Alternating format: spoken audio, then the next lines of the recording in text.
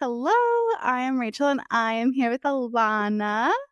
How are you? I'm good. How are you? Oh, so good.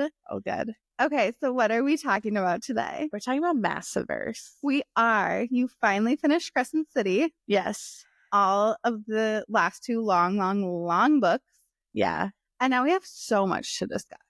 We do. Okay, which series would you like to start with first? Let's dissect each series and then we'll get into the whole connecting of everything. I think that we have to start with the series that we feel should intro every person into reading Sarah J. Maas ACOTAR. Okay. Yeah. We're on the same page. Yeah. Okay. So it should always go ACOTAR, Throne of Glass, Crescent City. I agree. Yeah. I agree. That is not how I read them. Actually, no. I think it should go ACOTAR, Crescent City, Throne of Glass, because when you get to the point in Throne of Glass, it has both. Like, I would have never known it was Crescent City then. Yes. I think it goes without saying there will be spoilers of every single series. Oh, yeah. In this episode. Yeah. Okay, so let's start with ACOTAR. Okay. ACOTAR, I would say, is now probably, I would rate them, like, I love Throne of Glass, and then Crescent City, and then maybe ACOTAR now. That's probably wild. But I love the characters in Crescent City so much more than ACOTAR. Yeah. That it's kind of hard for me not to rate it that way. ACOTAR was a cute little entry into fantasy. ACOTAR was A Court of Thorns and Roses. Was the first fantasy novel I've ever read in my whole life. Yes. And the only reason I started reading it is because I bullied you. You bullied me into reading it. And yeah. Did you buy it for me for my... No, I bought the first one. I bought you the first Throne of Glass. You bought me the fifth. I bought you the fifth Silver Flames. Yeah. And the first Throne of Glass, yes. I believe. And so I tried to read A Court of Thorns and Roses 3 times before I kept rereading the first 30 pages. And I didn't even realize that Farah was a girl until we were a third of the way through the book. Oh because God. You're reading it and I thought her name, since I've never read a fantasy book, I just wasn't used to the spelling of names because it's so outlandish. Sure. And so I thought her name was Friar or something like that. Okay. I don't know why. I just thought, I don't know. Yeah, okay. And Farah hunts for her family. And they never specified if she was a girl or boy. And so I didn't know how to say her name. Yep. And she was talking about how she has to provide for her family. Yeah. And so I automatically assumed she was a dude. Okay, fair. Yes. And they didn't specify until she was knocking boots with Tamlin. No, that is when you found out? No. I found out before that, but I'm just saying, it wasn't clear. Got it. So I read ACOTAR during COVID. Okay. That first April when I didn't have work for a month. Yeah. I read ACOTAR. And so that was before I had ever even downloaded TikTok. I know TikTok was a thing during COVID. I, for the longest time, did not download TikTok. I don't know if I was just trying to be different. And then I really didn't know anything about them. I picked it up because there was a little placard in Barnes & Noble of someone recommending it because I had read the first Red Queen and I wanted something to read in between. And I randomly picked up this book. When I tell you it was the most random pickup ever, it was. Yeah. I didn't go into it knowing anything. Yeah. And so that was so fun. It's fun. Once you're in it, you're in it. She has this thing where it's the last 100 pages of every single book she writes is the most catastrophic. It's crazy. It's crazy, especially the first book. When she's in that pit.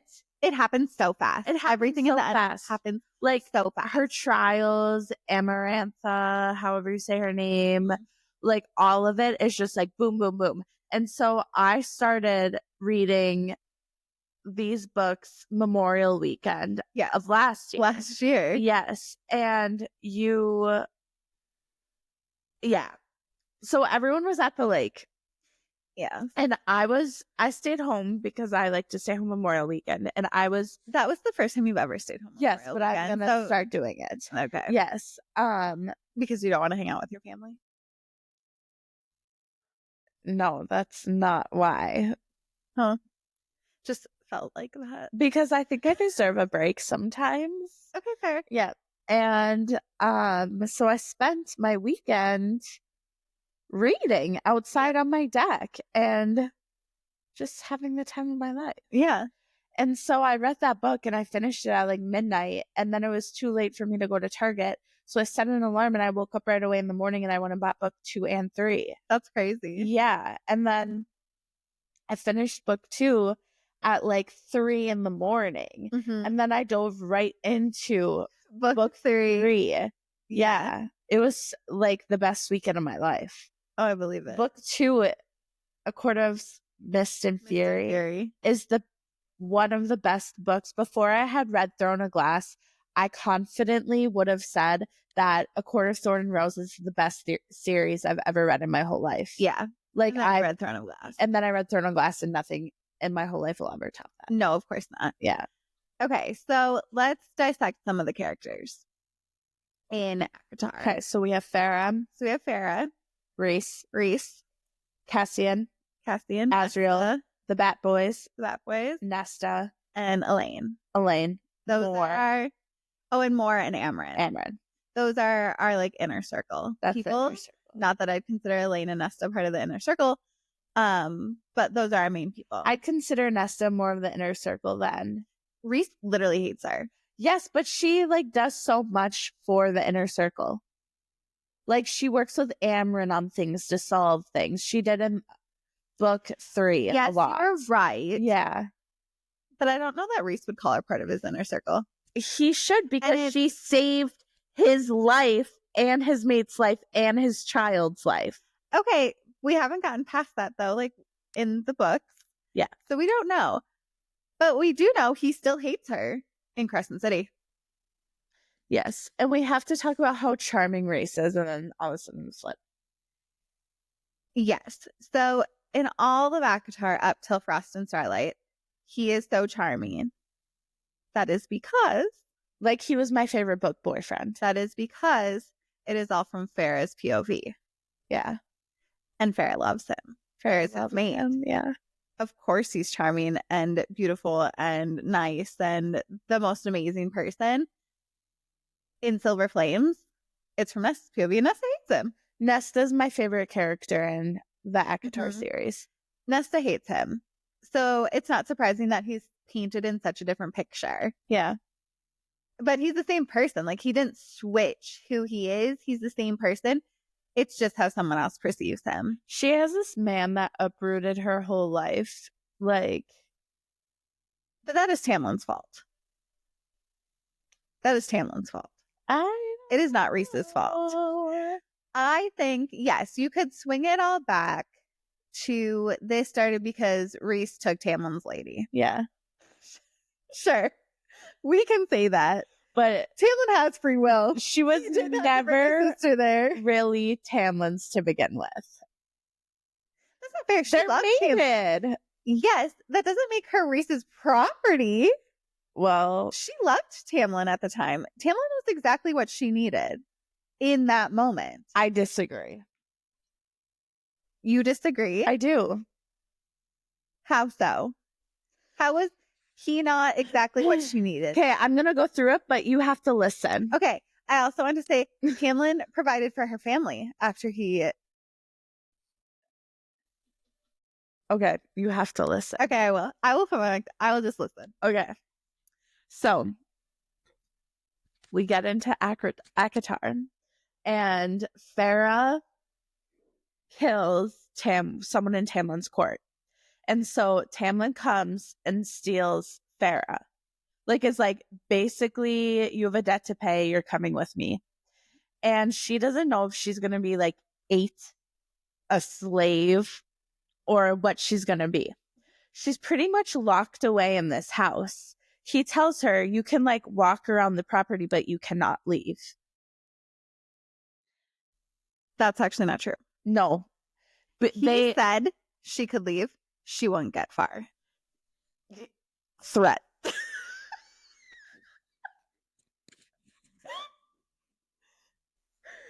Threat. Fair. Okay. So she did, I think, in the first book, her and Lucian did go like through the woods a little bit. Yeah, but Lucian almost let her die. Tamlin didn't know. They did this without Tamlin knowing. Yeah, because Lucian didn't care if she died. Yeah. Yep. Because Lucian hated Farah because their friend died. Because Farah killed their friend.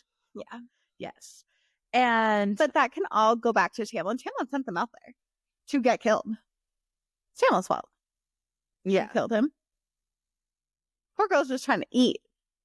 I'm not saying Farah did anything wrong. Okay, continue. I'm losing track of what we're even getting at right now. I'm getting at how you don't think Tamlin was good for her in the moment when she needed him. Okay, so Farah basically was like, my family needs me. Like, I need to get back to my family. And so then he kind of put this spell on Farah's family. Like, they weren't supposed to remember that he broke into their home and stole Farah. So he like put this spell on them, like, so they would forget. But in the same sense, he also set them up in this big house and gave pretty much their dad his job back of what he had before he lost all his money. Mm-hmm. And I think that goes hand in hand with wiping their memory, like forgetting they even had like a sister. Well, I think they remembered Farah was there, but I can't remember what they thought happened to her. I do not remember either. But the dad shows up in the like fairy realms at the end. Yeah, I know, but he gave the dad like his job back. Like he had a ton of money again and stuff like that. Yeah. Yeah. So what was wrong with that? Okay. So the only reason he did this is because he was wiping away their memory. Like just the memory of him breaking it. Not the memory of Farah. Not the memory of Farah, but just like to stop them from looking for where she is. Because they need Farah to survive. But if they have things to survive without Farah, then they don't need Farah. So they won't come looking for her. Yep. So that's why he did that. So yeah. Also, like, he likes Farah, obviously. I don't think he liked her in the beginning. I don't know. I think he had to like her. Yeah. So this is why I don't think he was good for her ever. I get the ick from Tamlin. So then we go into like, just because you don't like him doesn't mean he wasn't good for her. He wasn't. He locked her away in this house, abused her. First of all, I think you're getting ahead of yourself because I would agree with you at the beginning of Mist and Fury. Yeah. We are talking simply right away. When she was so in love with him, he was swimming in the starlight pool and she was drinking fairy wine and dancing and he was playing the fiddle. I mean, when he pretty much sexually assaulted her, she was so drunk. She was so drunk. When? During this little, like, thing. He didn't do anything to her then. They kissed. Once? No, I think they, like, kissed. No, that happened after she went to find him at Calamai. Yeah. She was not. And also we find out that it's a choice for him to go. And he makes it seem like he has to go. But it's a choice. Okay. Yeah. Okay, so, but it was what Farah needed at the time. She literally had spent her whole life not happy. Anything would be great compared to what she was living in. She was happy because she was living in a pile of dirt. Yeah, so tell me how that was. She was having sex in pig pens.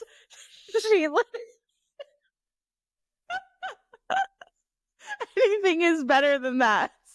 She got whisked away to the spring court. Okay, so yes, my point is correct. Okay. Anyways, I'm not saying that after they got back from under the mountain, it was the same. Because it wasn't. He wasn't even good to her before then. He wasn't bad to her. I disagree. Okay. Well, then we will just agree. We're going to have to move on past this. Yeah. Okay. Anyway. He was good for her at the time, in my opinion. Okay. And then he wasn't. Okay. Okay, so then where are we going after that? I don't even know how we got onto that. I think we were just dissecting characters. Yeah. And Reese and him and whatever. Okay, so then where do we move on from there? To who? So let's move on to Silver Flames, because that's kind of a different thing, because I feel that Nesta Girl should have been with Eris. I think that man got down on one knee after just dancing with her once and said, "You're the greatest thing in the world." And Cassian is dumb. Cassian is embarrassing as well. Yeah. Eris, like, if I danced with someone once and they said, "I want to marry you, you're the most amazing thing in the world," like, yes, sure, love to. Yeah. I'm excited to read more about Eris. I hope we get more of him in the 6th book. I do too. He was a big part in Silver Flames. He was a big part of Silver Flames, so there's no way we don't find out what actually happened between him and Moore. Yeah. I also think there's just going to be so much more between Nesta and Cassian. There has to be. They cannot.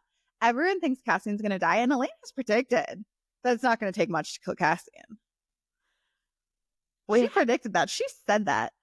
He goes, "Is it take a lot more or whatever to kill me?" And she goes, "No, it won't." We have to get into the theory. Did you see the theory that Elaine thinks that Cassian is Hunt? Or like Elaine thinks Hunt is Cass. Like Elaine sees Hunt. Yeah. Like, have you seen that theory? Is actually the one that's dead? Yeah. Dying? Yeah, like... Because Bryce and Asriel are mates. Yeah. That kills my soul on the deepest of level, because Hunt Athalar is my favorite character in all of these books. And he's gonna die. I know he is. I know it. Either him or Cassian. One of them has got to go. I prefer Cassian. Cassian's got to go. And then Nesta could be with Eris, and they could take over the Autumn Court. You know, if Hunt died, he could be in hell, ruling hell. Because Nesta is the flames of the dresser. She belongs in the Autumn Court. Flames of the dresser? The dresser. Farrah paints the dressers, and hers is stars, Night Court. Elaine's is flowers, so she's somehow going to end up in Spring Court. And Nesta's is fire, which is Autumn Court. That's where all three of them belong, in my opinion. Because I've also seen where people think Tamlin and Elaine are actually mates. That one doesn't make sense. I think Tamlin and Amarantha were mates. I fully agree to that. Yeah. That one I believe. I think Lucian and Elaine are actually mates. Like, I do too. Tamlin's a shapeshifter and something with Lucian, and I'm like, that's far too complicated. Yeah. Like, Lucian and Elaine are just mates. Yeah. And that's that. That's that. And Asriel will either be with Bryce or Gwen. But I think it might be Bryce. Because I think Hunt's gonna die. We'll have to. Because I guess if you go through mythology, which is what I believe Crescent City kind of follows. No, it follows that anime show she likes. Remember I sent you that TikTok? I thought that was some sort of mythology. There's some sort of mythology too where he dies. This is that anime show she likes. It's called, like, I don't even remember, but she had like a whole Pinterest board. Oh, god. Anyways, Hunt dies. I think he's gonna die too. I think he's gonna die too. But I don't think he'll actually be able to be gone like forever, like Connor and the Wolf Pack. Why? Because he's like a product of hell, so I think he'll be like down with the kings of hell. And like the princes of hell. Yeah, the princes of hell, because they come back and visit Bryce all the time. Yeah, they do. That is true. Yeah. Fair. Yeah. Mm-hmm. He's like their pet. He is. He's not their pet. He literally said they said he was made like one of their pets is how they described it to him. That is true. Yeah. Okay. Yeah, you're right. Mm-hmm. Anything else on ACOTAR? Or do you want to jump to Throne of Glass? The only thing left I have to say about ACOTAR is that, well, I think we'll be able to talk more about ACOTAR once we get into Crescent City. I agree. Yeah. I will say, if Asriel and Elaine end up together, I'm done. No, that's should never happen. I'm sorry, 3 sisters, 3 of these boys. That's stupid. I don't think it will. Stupid. Okay, then we have but to people want that to happen, and I don't. Well, we have to talk about that, like Gwyn and Asriel. Yeah. You talk about that, about Okay. the bonus chapter. About the bonus chapter with Gwen and Asriel. Yeah. He gives her the necklace that was meant for Elaine. Yes. So if that doesn't come into play, like, shame on you for not bringing that back up. But she makes his shadows sing. Like, Elaine? No, Gwen. Oh. Like, makes them, like, all happy and, like, circling him. When it's Elaine, they, like, run and hide. You know who Gwen looks like? Bryce? Bryce. She looks like Bryce. Too funny. It's not. It is. We're going to have to deep dive more into this when we talk about Crescent City. I know. Okay, let's go to Throne of Glass. The series that just changed your life. Yeah. I love Throne of Glass. So I knew Rowan was coming. You did not. I did not see any of this stuff on TikTok. I've never looked it up for any of the Sarah J. Maas series because I did not want to know, and I didn't want to ruin anything for me. Yeah. So I didn't know Rowan was going to come. So this whole time, like the first 3 books, I was devastated. I wanted like Selena and Dorian to be together forever. Kale. No, I hate Kale. I'm a Kale hater. We don't have to get into it. It'll take up too much time. I like Kale. I think. And all of a sudden, I hear this agitating voice. Literally what this is right now. He's really not that bad. He wasn't good. That's not what I'm saying. He wasn't good. I'm a Kale hater. I know you are. I just don't think he deserves all of the hate he gets. He deserves some of it. Let's not get that wrong. But one of my clients said to me, not Ethan Holstrom, who deserves to get the title as the dumbest person ever. We will get there. Okay. One of my clients said to me, she said that Kale is a human and he did the best he could as a human. Yeah. That is beautiful. Yeah, it was. Okay. I'll take that. Yeah. Anyways, Throne of Glass. So Rowan comes, and did you not instantly think that they were going to be something? Like, she threw this man, this beautiful, wonderful, fey man, and you for the longest time didn't think they were going to be something? I don't know if, because of how he is described is, because in the first time that he's mentioned and he has this really long white hair. She talks about him being like Legolas from Lord of the Rings. Yeah, and she talks about him as being like this really grumpy, like old fae. Yeah. So like I pictured him as more of like a father figure or like a warrior to her. Was originally all he was supposed to be. Yeah, so when she is like describing him and like he punches her in the face and like they're bickering back and forth, I didn't think that there was going to be like a genuine connection with them until honestly, it probably was the spot where he carried her to the bathtub when she had a burnout. Yep. And he was cooling her down. Yep. And he saw the scars on her back from her being whipped in the mines and said, "Who did this to you?" Yeah. And left for the whole night. Like, could not see her again because he was so devastated. Like, he couldn't imagine anyone doing that to someone. No. And that is the spot where I was like, oh, is there, like, remember when he tried to kill her? There was 2 times he tried to kill her. And like part of me feels like you're kind of, but Maeve put this spell on Rowan. That was only for him to find what he thought was his mate or fall in love with her. Yes. I don't think it kept him from her. Because like Lucian and Elaine were able to know they were mates right away. Like Cassian and like all of them knew just by sitting next to each other that they were mates. But then why didn't Aelin and Rowan know they were mates right away? Like, did they still have a lingering effect on them? Because Aelin didn't know that he was her mate until she was like gut screeching for him. I think she knew a little before that and she didn't want to say anything. She had a feeling. Yes. But was part of his I think he knew he liked her, but he felt so guilty because all he knew is that you can only have one mate and he had it. Farrah also didn't know right away. But Farrah was human.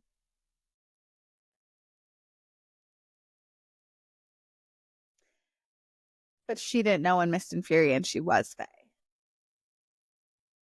Half Fae. No, Fae. Full Fae? Yeah. Farrah was never half. No, because she gets turned Fae at the end of ACOTAR because she starts getting her powers, remember?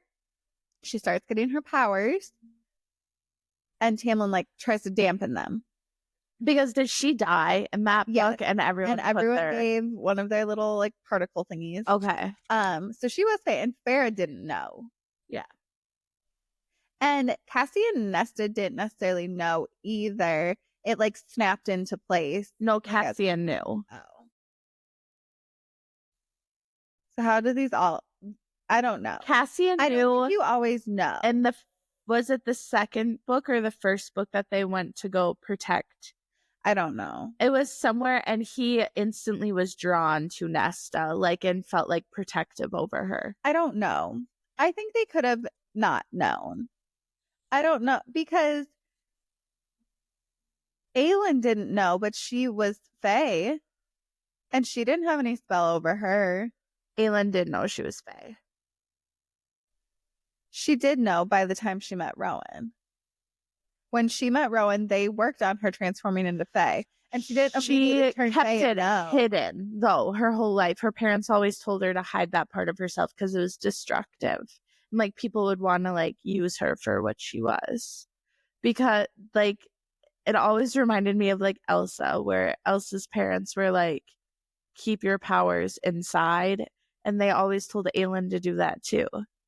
Like, remember the throwbacks of, like, her, Adian, and Dorian when they were little kids? No. And they always told Aelin, like, to keep her powers, like, inside.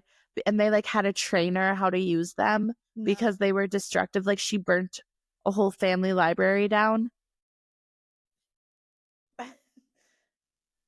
I don't recall. Okay, but she also I'm pretty sure that happened. Yeah, but that's different still. That doesn't stop you from being Fae, though. That's just your power. But she knew what she had. She just didn't want to use them because she was scared to use them. Okay, yes, but that is separate. This is a mating bond versus powers. Oh, I thought you had said she didn't know that she was Fae. No, she did know she was Fae. Okay. So, but she also didn't know right away when she met Rowan. No. No, what? That they were mated? That they were mates. No, yes, I agree. Okay, so they wouldn't have known right away. Yeah, and I'm confused why they didn't know. That's how we got in this conversation. Yeah. We got to move on from this. Okay. We're rambling on this topic. Okay. Okay, so then we have Dorian and Manon. We'll just group them together because they are a pair in the end. Well, Dorian still was in love with Selena. Yeah. For like a really long time. And then he started dating Sorsha. I think you really need to get over how much you dislike Sorsha for some reason. I do dislike her. Dorian tried to piece her body back together. Dorian needed a little, like, what is that called? Rebound. And that was his rebound. Okay. They knew each other for like a week. But he had a big impact. She had a big impact on him. He wanted someone that loved him. Yeah. And that's why he got with Manon after, because Manon's not breakable. Yeah, I hated when he said that. That made me sick. Yeah. Yeah. And she found it funny that Kale was with Selena, who was not breakable, and then he found this little human, Irene, who is like basically Sorsha. Yeah. I think that's funny. Kale likes Dorian's sloppy seconds, basically. No, Kale loves Dorian. Kale and Dorian should have ended up together. I don't know why they didn't end up together, because they think about each other more than they think about anybody else. Yeah, they do. Or anything else. Except when they were in this little love triangle with Selena. They didn't like each other then. No, Kale was just being not a good friend. Okay, but I liked when Kale was fighting for her. He did. Anyways, Kale and Dorian should have ended up together because they think about each other nonstop. Like all of Kale's book, half of it was thinking about Dorian. Mm-hmm. So they should have ended up together. Okay. But then Lysandra and Adian. Let's talk about that. Because Lysandra is one of my favorite characters. Adian can eat rocks. Adian can eat rocks. Until the very end. And then he's not. But it doesn't excuse everything he did. This series. This poor man, though, was trying to lead a whole army with no direction, no help, no anybody. He was a little stressed. He still shouldn't have pushed her into the snow. Yeah. That's unforgivable. Yeah. Tame your emotions. Yeah. Adian is not my favorite character either. He is not. No.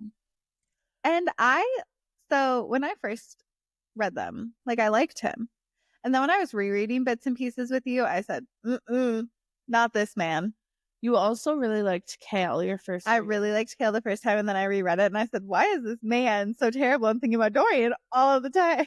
I literally was on the first book and I told Rachel, I do not like Kale. And she goes, oh, I love Kale. And then the second book, I was like, I really hate Kale. And she's like, okay, yeah, maybe he is a little crazy. Yeah, I don't know. I liked him the first time. I'm always here for an underdog. Yeah. And he was the underdog. Yeah.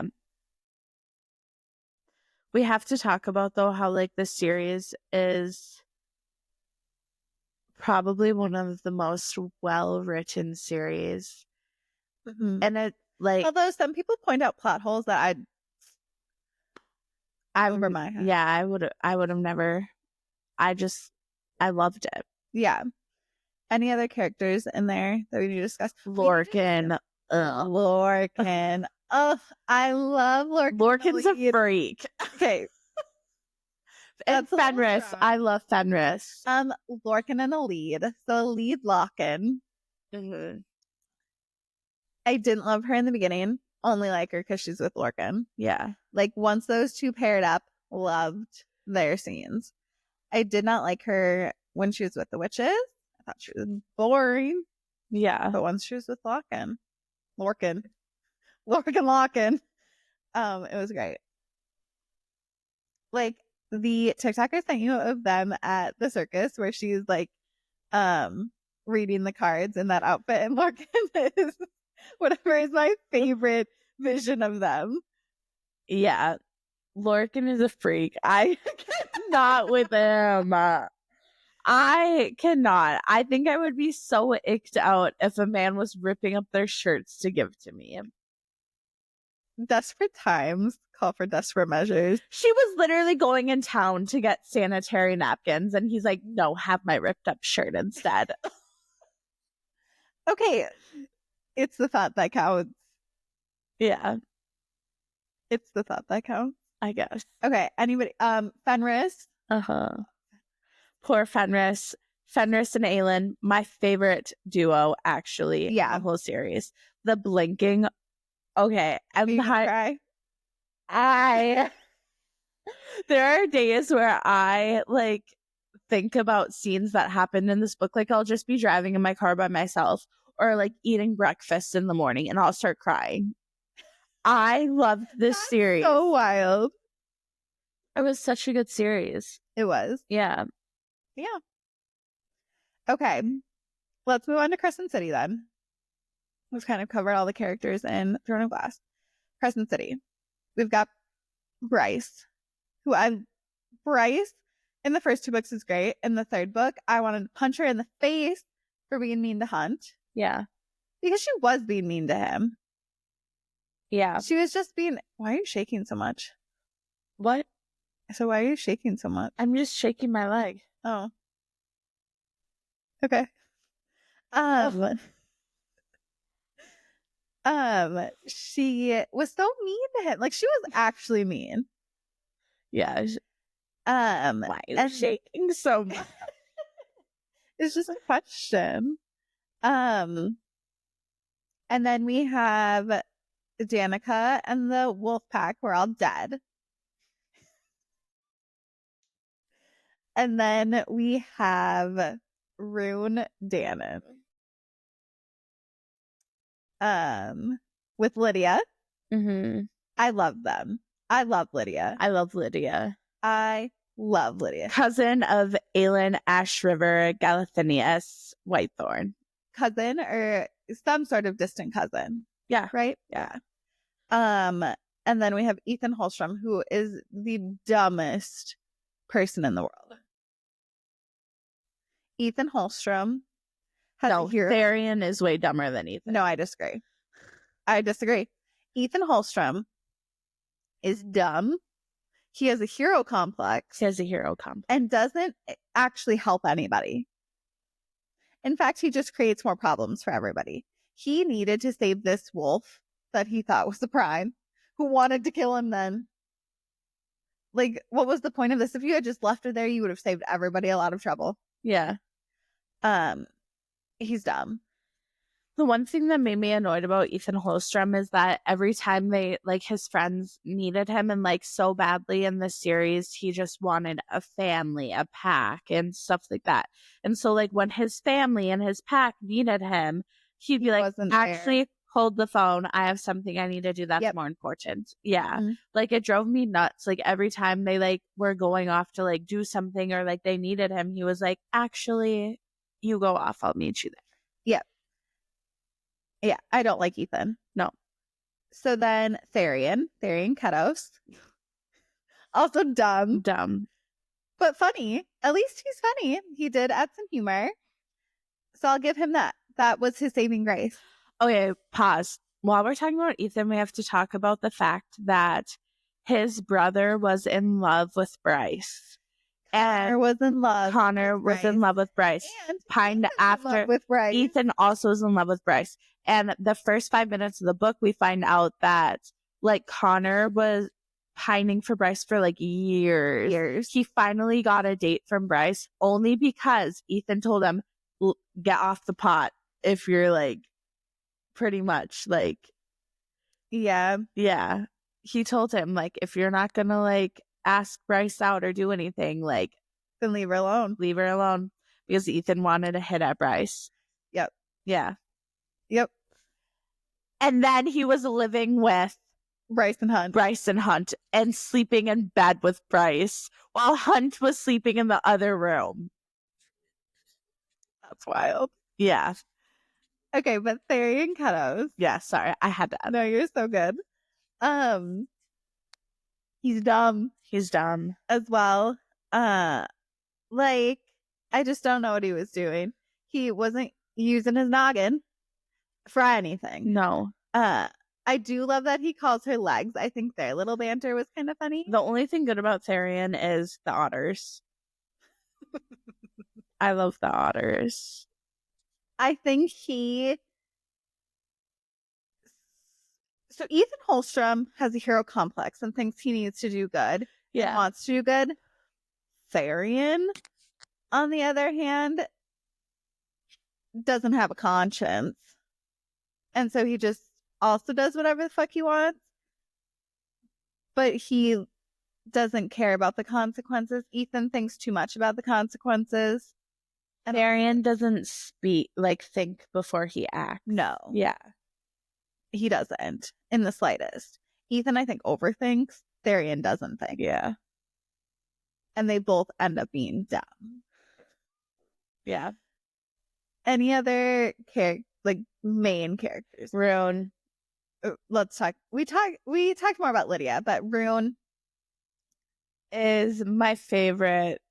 He broke my heart in the book when he was being so mean to Lydia. Yeah. Like when he found out who Day was. Yep. And they're in the dungeons and she's trying to talk to him to make a plan to help them get out.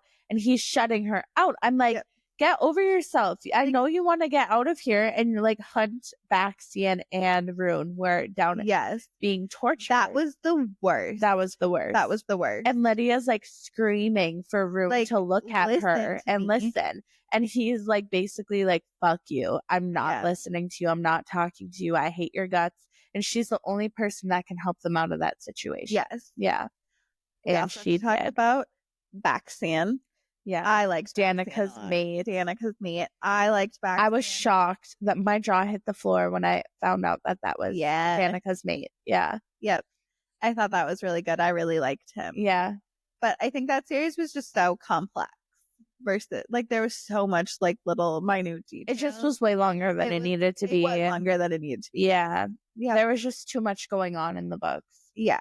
Which is crazy because I didn't feel that way with Throne of Glass because there's all these different characters' point of views in Throne of Glass. I think it's because in Throne of Glass, everybody was so spread out during their POVs at one time. And in Crescent City, it was too, but they were all working towards one goal. Like, all of their stories intertwined. Whereas Throne of Glass, for the longest of times, none of their stories intertwined. Throne of Glass, each chapter is one single character's point of view. In Crescent City, there's different point of views intermixed in a chapter, and all of a sudden, like, the next step down, it'll be like Bryce being like, and then blah, blah, blah, the Autumn King, and then it'll be like, Therian is doing this. And I'm like, when did we jump into Therian? So also, as I think I mentioned, Throne of Glass was originally written as YA. Yeah. And so it reads, at least the first few could read YA. Uh-huh. Crescent City was always written as adult. Yeah. And so adult just like reads different. Yeah. In my opinion. But that could be completely false as to why they read so differently. Yeah. Mm-hmm. No, there's probably a lot to say about that. Yeah. Yeah. Okay. But let's circle to where they all intertwine in one moment in Throne of Glass. When Aelin is falling through the sky, she sees the city of Crescent City, or Lunathian is what it is, right? That's the city. And then she sees Farah and Rhys, and Farah's pregnant. And they slow her down. And Rhys slows her down so that she can land back home with Rowan. Yeah, because she's falling so fast. So fast. She isn't going to be able to stop. Yeah. Rowan Whitethorn. Rowan. What a man. He's my favorite book boyfriend in the whole world. Yeah. I'm obsessed. Okay, so we know Throne of Glass is then when Farah is pregnant. Yes. But then we get to the last book of Crescent City, and Farah has already had her baby. Yeah. That is when that is. Yes. Because when Nesta, Azriel, and Bryce are all together, we don't know how old Nyx is, though. We don't know how far in advance. That's true. Is. Because it could be way further. We don't know how old Nyx is. Yeah. Or how much time has passed in there. Very true. Yeah. But that was, did you not love at the end of Crescent City when she dropped down and there was Azriel? Yes. And that is where this all spurs, is their banter, hey, he found her, she went to him through this portal. That's wild. That like suspicious. Calls to like. Suspicious. Yep. You had never thought that Hunt was actually gonna die until we started deep diving into these theories. I know, and now it makes me really sad because I love Hunt. And I just want him to be happy. Yeah. Poor guy. He's gonna die.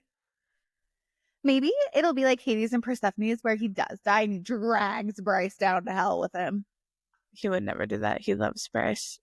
Yeah, Hades loves Persephone. Hunt doesn't love Bryce like that. And like Persephone spends half the year down in hell. That's how we have the seasons. Spring and summer is when Persephone's above ground. Fall and winter is when she's in hell. Fun fact. Fun fact. Yeah. Maybe it'll be like that. Wouldn't that be fun? No. 6 months out of the year, she can spend it up top with Azrael, and 6 months she can spend it down in hell with Hunt. That's giving Tamlin and Farah. It is. Yeah. But that could be fun. I don't know. What I liked about Crescent City is that it was the end of the second book, and she found out when she was going through like the archives of the archangels. Yep. What are they called? Is that what they're called? The Asteri. She found out that the Asteri had beaten.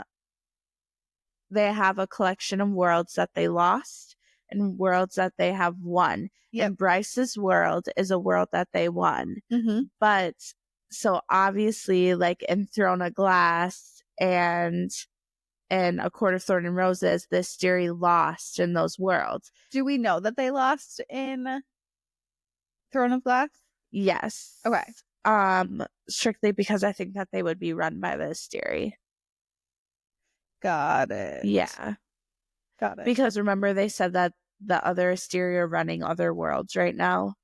Yeah. So there are still worlds that are being run. There's one Asteri missing, correct? It was the one in the tomb. Oh. Yeah. Yes. Yeah. Okay.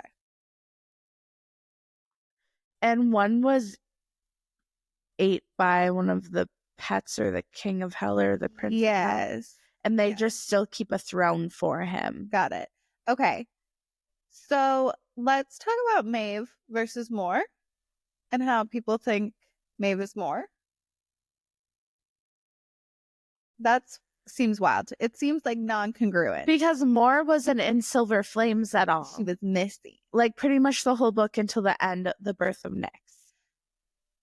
Yes. Which, but if timeline lines up, Maeve was because Aelin falls to the sky when Farah's pregnant. Timelines line up for her to have been missing during that time, and we don't like Maeve dies, but did she die or did whatever was over there die? Well, because Mor was there for the birth of Nyx. Yeah, so she comes back. But that doesn't mean she's not something over there. Because Maeve is a world hopper, and so she says... How did she die? Like, do you remember how Maeve died? No. Let me look it up. I feel like Aelin impaled her. I just can't remember with what or how. Because she could have left that body and hopped worlds. Hopped back. Is that how that works? I guess we don't know. Because she has different bodies. Clearly, if she's a world hopper. Like, if you think about it in that terms. Yes. There's different bodies, different hosts. Maeve was that host in that world. Mor is the host in that world. And she also has her husband, like Erewhon's brothers, in other worlds. So I wonder who Erewhon's brothers are. Exactly. Yeah. Because Maeve is married to someone in a different world. Think the High Lord of the Autumn Court is one of those brothers? And that's Mor and Eric know that?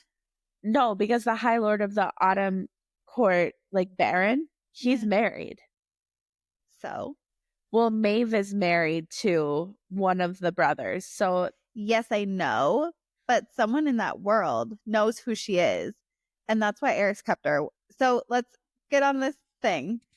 Eris kept her away from the Autumn Court for a reason. Who? Mor. Eris, whatever happened between Mor and Eris resulted in Mor not having to be in the Autumn Court. For a reason. I don't think Mor is Maeve. Okay. There's just too many things that it wouldn't. Let me look up why people think. And I do get it. Like, some of the things that make sense, and I do like that theory, but like, there's no way that, because Maeve is supposed to be married to a brother in another world. Yep. Mm-hmm. And if it was the Autumn King is already married. Yes, but you don't know how many years have passed. It was centuries that Maeve versus Erewhon, like, versus, like, years and years and years. And, like, and the How High old Lord are Lucian and Eris, though? And then there's one other brother. And wasn't Baron Lucian under the is mountain? less than 500 years old, likely 450 years old. How old is Rowan?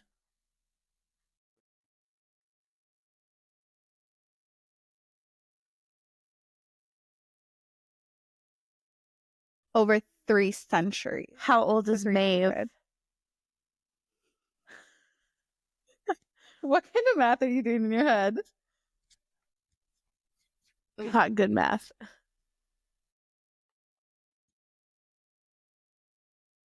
3,000. How old is Baron?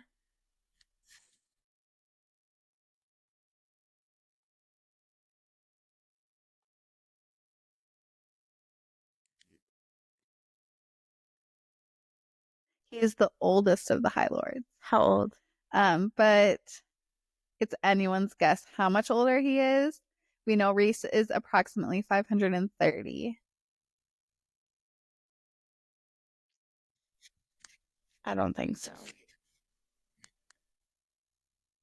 But he's the oldest. So no one's known what's happened before he was there, if he's the oldest. And it's stated he's the oldest. Hybern could have been one of Erewhon's brothers.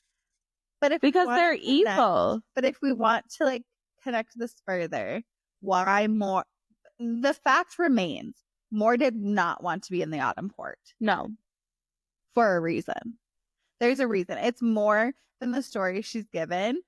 I mean, it might not be. She didn't want to be sold off to this. I understand. Because the boys of the Autumn Court are historically not great people. No, they're not great people. I understand this. And, like, maybe it is all at face value, but why would Rhys be working with him now then? That doesn't even make sense. That's actually so wrong. Eris? Yeah. They need an inside in the Autumn Court. Yes.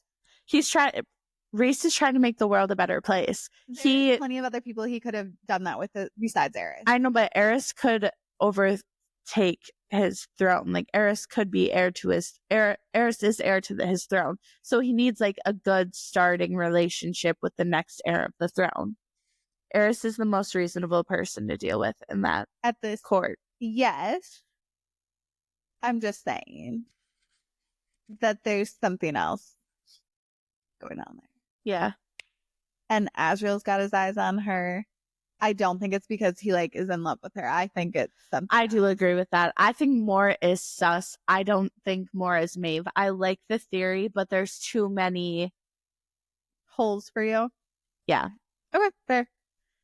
Yeah, I don't know. I think it's something is suspicious with the Autumn Court. And I think it doesn't. So fire was also Dorian's, or fire was Aelin's. Yeah. I don't something. I don't know what.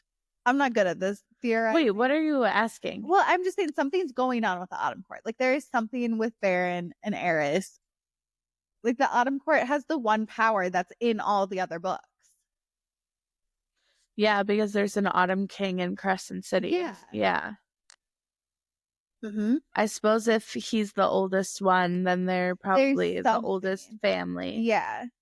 But, so is he related to, like, Brannon or Alanna? No idea. Okay. Because they give us Lucian's last name also for a reason. He's the only last name we get of anybody in ACOTAR. What's Lucian's last name? For something with a V. I don't know. Okay. But still, there's something then going on. The autumn court has something going on. I don't know what it is. But there has to be. Yeah.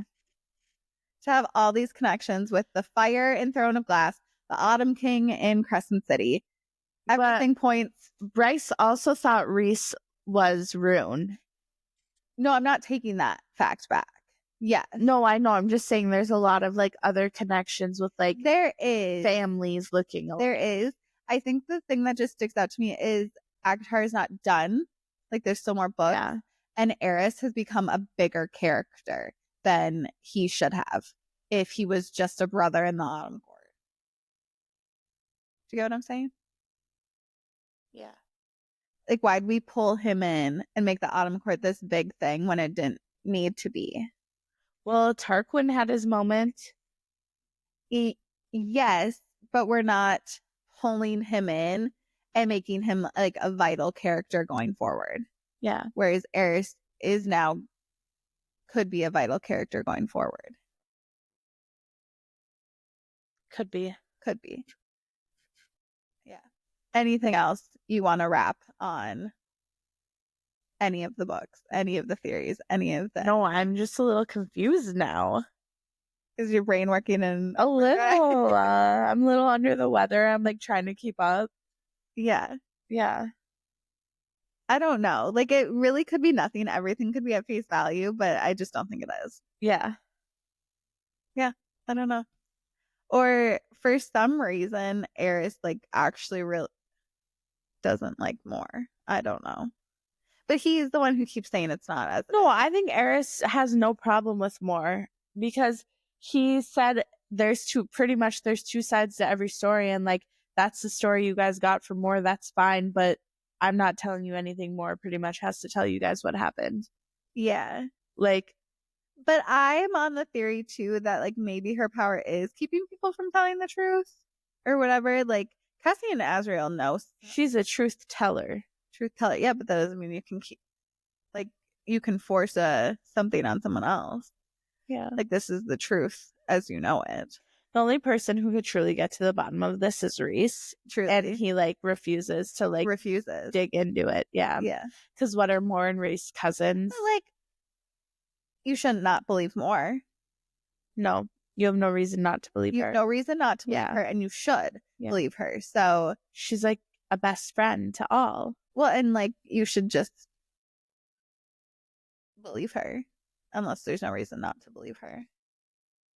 This gives you a pretty good reason not to believe her.